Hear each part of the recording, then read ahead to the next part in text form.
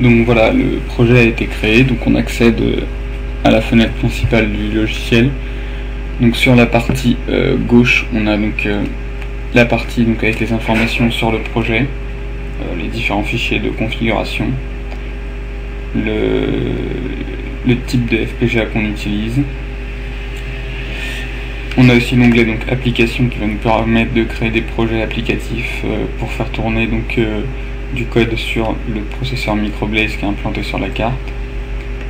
Et donc ici le catalogue des IP, donc les différents périphériques qui sont fournis avec le logiciel et qu'on va pouvoir ajouter à notre architecture. Sur la partie droite, on a donc l'architecture de notre projet.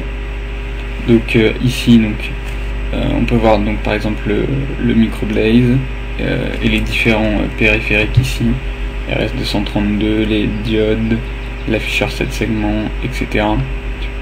Et ici donc on a les connexions qui sont faites entre ces périphériques et les bus qui sont disponibles sur la carte.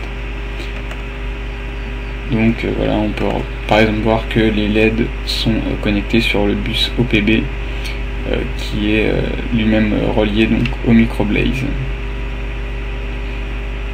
On a aussi ici donc, en cliquant sur port, la possibilité de voir pour un périphérique donné tous les ports d'entrée-sortie de ce périphérique et de réaliser différentes connexions. Donc par exemple ici ce périphérique a une entrée qui s'appelle clock, qui est de type horloge, donc ici, et qui est reliée avec 6 clock S, qui est l'horloge du système. Donc on a aussi ici un port qui s'appelle GPIO Data Out, qui est relié ici à un fil qui s'appelle FPGA 0 LED 8 bits, etc.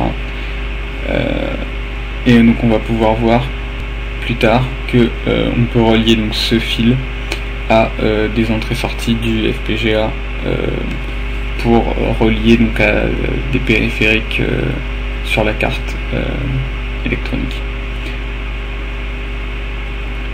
On peut définir aussi donc des ports externes, donc ce qui est le cas par exemple pour les diodes, donc ce qu'on venait de voir.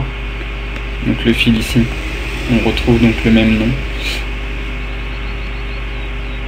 ici, donc c'est un bus donc avec 8 fils, et donc ensuite après ça c'est le nom du port de sortie, et on va pouvoir après choisir physiquement sur quel emplacement ça va sortir du FPGA.